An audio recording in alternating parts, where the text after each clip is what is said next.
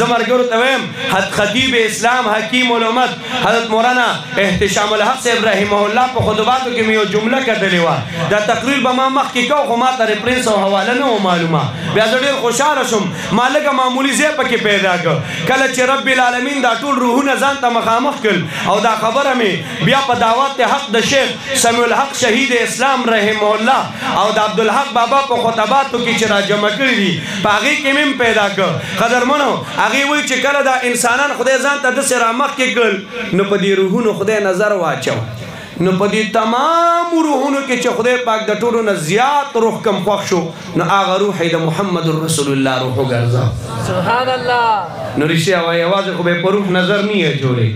زه وایم په دې صورتونو به هم نظر اچولی وي او چې کوم صورت یې د ټولو نه زیات خوښ شوي یا به یې د محمد رسول الله صورت ګرځولی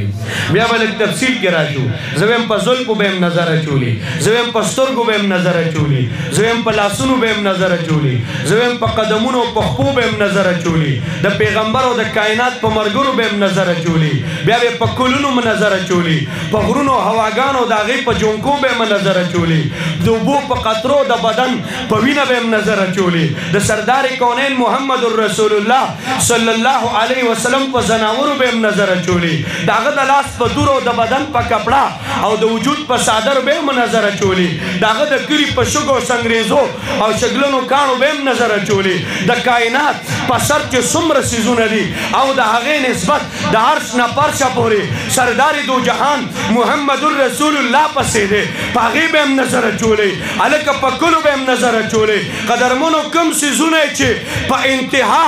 د برکت رب العالمین ولاړ وي د هغه په نیز او خوښ شوی د هغه ټولو نسبت به د محمد رسول الله سره راوستي وي قدرمنو